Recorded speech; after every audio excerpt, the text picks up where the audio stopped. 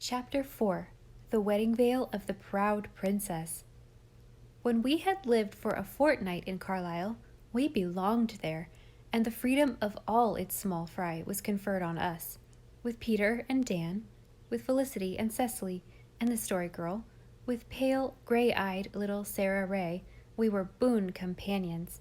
We went to school, of course, and certain home chores were assigned to each of us for the faithful performance of which we were held responsible. But we had long hours for play.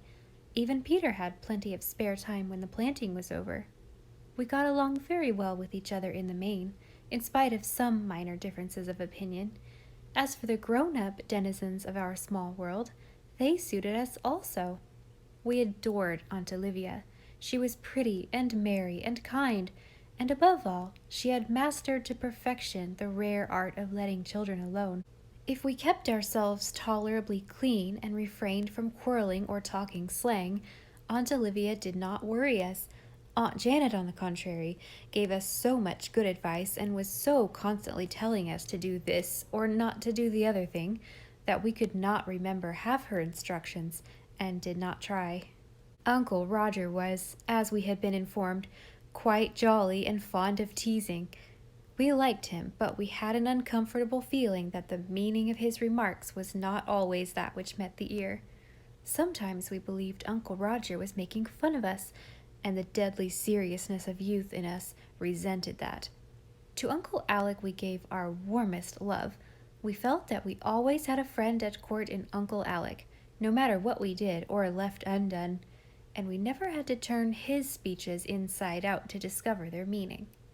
The social life of juvenile Carlisle centered in the day and Sunday schools.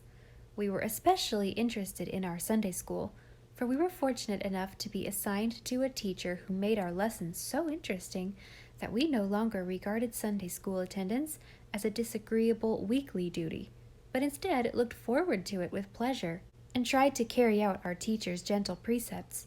At least on Mondays and Tuesdays, I am afraid the remembrance grew a little dim the rest of the week.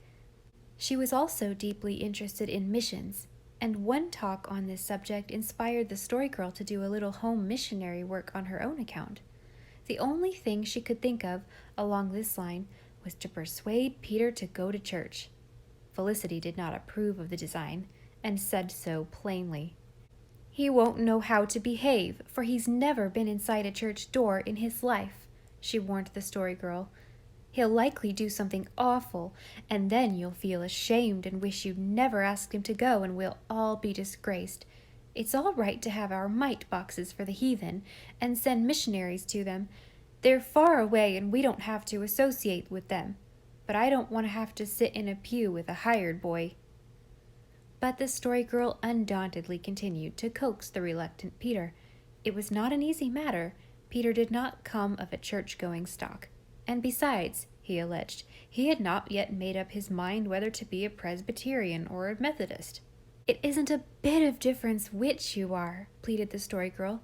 "They both go to heaven." "But one must be easier or better than the other, or else they'd all be one kind," argued Peter. "I want to find the easiest way, and I've got a hankering after the Methodists. My Aunt Jane was a Methodist." "Isn't she one still?" asked Felicity pertly. "Well, I don't know exactly. She's dead," said Peter rebukingly. "Do people go on being just the same after they're dead?" "No, of course not. They're angels then. Not Methodists or anything, but just angels. That is, if they go to heaven." "S'posen they went to the other place?" But Felicity's theology broke down at this point. She turned her back on Peter and walked disdainfully away. The Story Girl returned to the main point with a new argument. "We have such a lovely minister, Peter. He looks just like the picture of St. John my father sent me, only he is old and his hair is white. I know you'd like him, and even if you are going to be a Methodist, it won't hurt you to go to the Presbyterian church. The nearest Methodist church is 6 miles away at Markdale, and you can't attend there just now. Go to the Presbyterian church until you're old enough to have a horse." "But s'posen I got too fond of being Presbyterian and couldn't change if I wanted to," objected Peter. Altogether, the Story Girl had a hard time of it.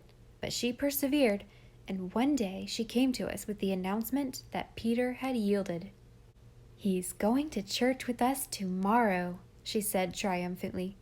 We were out in Uncle Roger's hill pasture, sitting on some smooth, round stones under a clump of birches. Behind us was an old gray fence, with violets and dandelions thick in its corners. Below us was the Carlisle Valley, with its orchard-embowered homesteads and fertile meadows. Its upper end was dim with a delicate spring mist. Winds blew up the field like wave upon wave of sweet savor, spice of bracken and balsam. We were eating little jam turnovers which Felicity had made for us.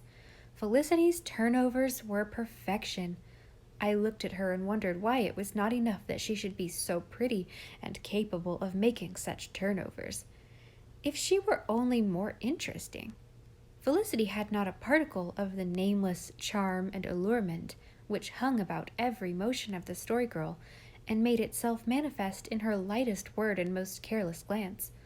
Ah, well, one cannot have every good gift. The Story Girl had no dimples at her slim brown wrists. We all enjoyed our turnovers except Sarah Ray. She ate hers, but she knew she should not have done so. Her mother did not approve of snacks between meals, or of jam turnovers at any time. Once, when Sarah was in a brown study, I asked her what she was thinking of. "I'm trying to think of something Ma hasn't forbid," she answered with a sigh. We were all glad to hear that Peter was going to church, except Felicity. She was full of gloomy forebodings and warnings. "I'm surprised at you, Felicity King," said Cecily severely. "You ought to be glad that poor boy is going to get started in the right way." "There's a great big patch on his best pair of trousers," protested Felicity. "Well, that's better than a hole," said the Story Girl, addressing herself daintily to her turnover. "God won't notice the patch." "No, but the Carlisle people will," retorted Felicity in a tone which implied that what the Carlisle people thought was far more important. "And I don't believe that Peter has got a decent stocking to his name.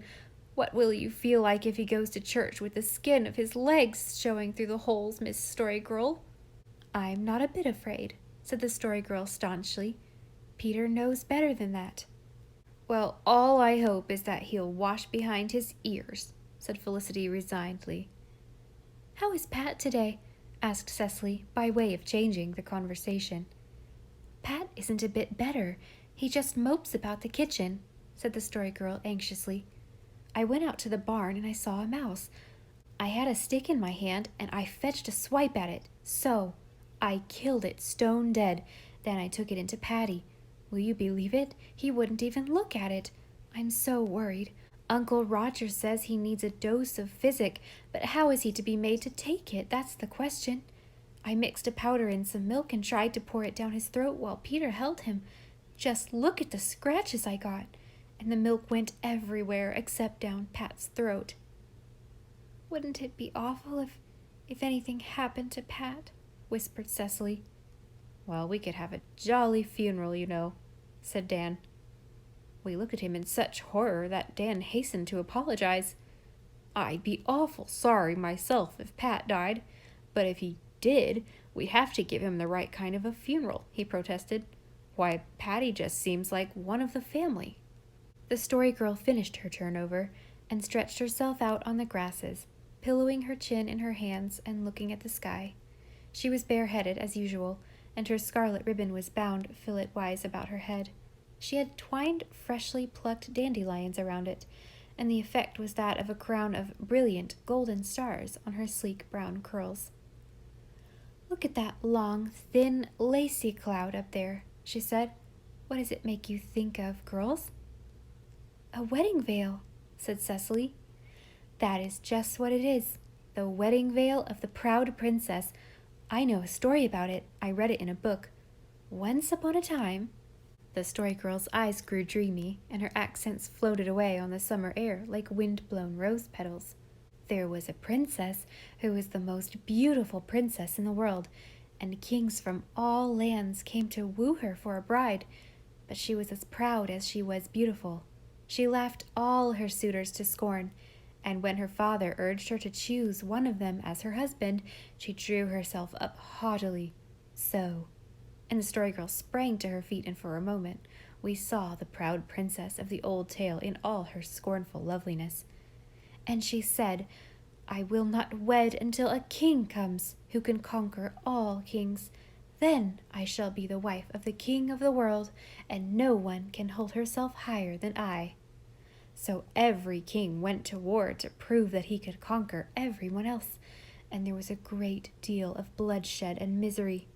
But the proud princess laughed and sang, and she and her maidens worked at a wonderful lace veil, which she meant to wear when the king of all kings came.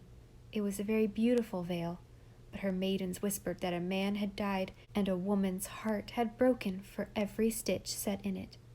Just when a king thought he had conquered everybody, some other king would come and conquer him, and so it went on until it did not seem likely the proud princess would ever get a husband at all.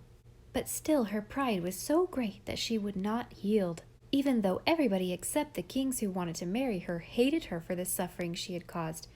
One day a horn was blown at the palace gate, and there was one tall man in complete armor with his visor down, riding on a white horse. When he said he had come to marry the princess, everyone laughed, for he had no retinue, and no beautiful apparel, and no golden crown. "But I am the king who conquers all kings," he said. "You must prove it before I shall marry you," said the proud princess. But she trembled and turned pale, for there was something in his voice that frightened her, and when he laughed, his laughter was still more dreadful. "I can easily prove it, beautiful princess," he said, "but you must go with me to my kingdom for the proof. Marry me now, and you and I and your father and all your court will ride straightway to my kingdom, and if you are not satisfied, then that I am the king who conquers all kings, you may give me back my ring and return home free of me forevermore." It was a strange wooing, and the friends of the princess begged her to refuse, but her pride whispered that it would be such a wonderful thing to be the queen of the king of the world, so she consented, and her maidens dressed her, and put on the long lace veil that had been so many years a making. Then they were married at once, but the bridegroom never lifted his visor, and no one saw his face. The proud princess held herself more proudly than ever, but she was as white as her veil, and there was no laughter or merrymaking, such as should be at a wedding, and everyone looked at everyone else with fear in his eyes. After the wedding, the bridegroom lifted his bride before him on his white horse, and her father and all the members of his court mounted too, and rode after them. On and on they rode, and the skies grew darker, and the wind blew and wailed, and the shades of evening came down, and just in the twilight they rode into a dark valley, filled with tombs and graves. "Why have you brought me here?" cried the proud princess angrily. "This is my kingdom," he answered. "These are the tombs of the kings I have conquered. Behold me, beautiful princess. I am Death." He lifted his visor. All saw his awful face. The proud princess shrieked. "Come to my arms, my bride," he cried. "I have won you fairly. I am the king who conquers all kings." He clasped her fainting form to his breast and spurred his white horse to the tombs. A tempest of rain broke over the valley and blotted them from sight. Very sadly, the old king and courtiers rode home, and never, never again did human eye behold the proud princess. But when those long, white clouds sweep across the sky, the country people in the land where she lived say, "Look you, there is the wedding veil of the proud princess." The weird spell of the tale rested on us for some moments after the Story Girl had finished. We had walked with her in the place of death and grown cold with the horror that chilled the heart of the poor princess. Dan presently broke the spell. "You see, it doesn't do to be too proud, Felicity," he remarked, giving her a poke. "You'd better not say too much about Peter's patches."